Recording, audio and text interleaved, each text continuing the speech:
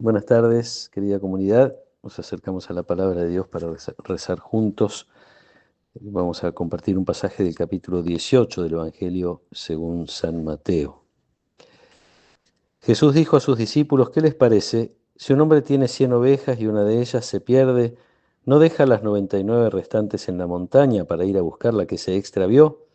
Y si llega a encontrarla, les aseguro que se alegrará más por ella que por las 99 que no se extraviaron. De la misma manera, el Padre de ustedes que está en el cielo no quiere que se pierda ni uno solo de estos pequeños.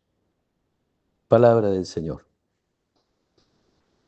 Hay una charla de Jesús que se origina en el Evangelio de San Mateo cuando los discípulos preguntan acerca de quién es el más grande, y entonces Jesús empieza la enseñanza sobre el valor de hacerse pequeño, lo importante de hacerse pequeño para poder pertenecer al reino de Dios. Sigue hablando del lugar importante que ocupan esos, que son los pequeños en el corazón de Dios, con el cuidado de los ángeles, etc.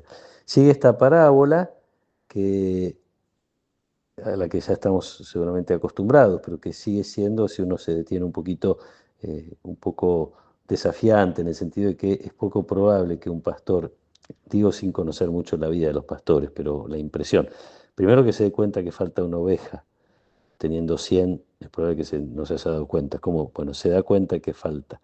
Eh, la quiere rescatar y a riesgo de dejar o corriendo el riesgo de dejar sin cuidado 99 ovejas para ir a buscar a la que se perdió. En definitiva, como siempre digo, no hay que buscar en las parábolas todos los detalles porque se puede perder la idea central o el mensaje central, que siempre es uno solo.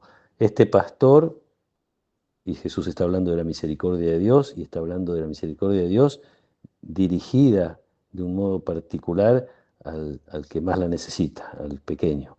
Eh, este Dios que descubre, se da cuenta cuando alguien se aleja, tiene necesidad de buscar a esa persona para traerla de vuelta, para que esté cerca de él y cerca de los demás, cerca de la comunidad. Con esta parábola donde queda claro entonces que Dios tiene un amor personal, no es, Dios nos ama al montón, ama a cada uno y está atento a cada uno. Y después va a seguir Jesús hablando de la corrección fraterna.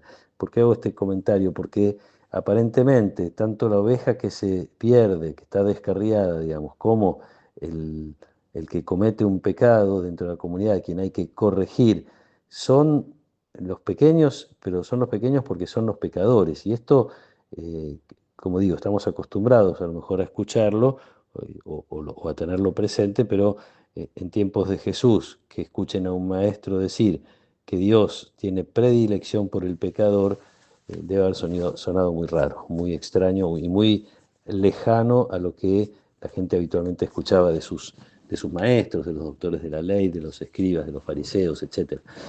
Pero sigue siendo no solo para celebrar en lo personal, en lo individual, este amor incondicional de Dios que prefiere al que más necesita. Y en este sentido me parece que eh, se puede encontrar, yo diría, un aspecto materno en el corazón de Dios, ¿no? Esta predilección por el hijo más necesitado. A lo mejor me equivoco, pero a veces tengo esa sensación, ¿no? Como si una mamá tiene un hijo preferido, es el que más la está necesitando, al menos por momentos, ¿no? Pues se puede ir cambiando después de un lado a otro, pero me parece lindo rescatar esto del corazón de Dios. Dios de alguna manera me prefiere, esto no es para que yo ande pecando por ahí, para conseguir la misericordia de Dios, pero de alguna manera me prefiere cuando estoy más herido, cuando estoy más necesitado, más extraviado, más perdido, más empobrecido, más pequeño, ¿no? Y por otro lado, insisto en que Jesús está hablando con los discípulos, enseñándoles a los discípulos. Esto es que el modo de Dios que se hace presente en el ejercicio del ministerio de Jesús, en sus enseñanzas, en sus actitudes, es el modo que Jesús espera de sus discípulos.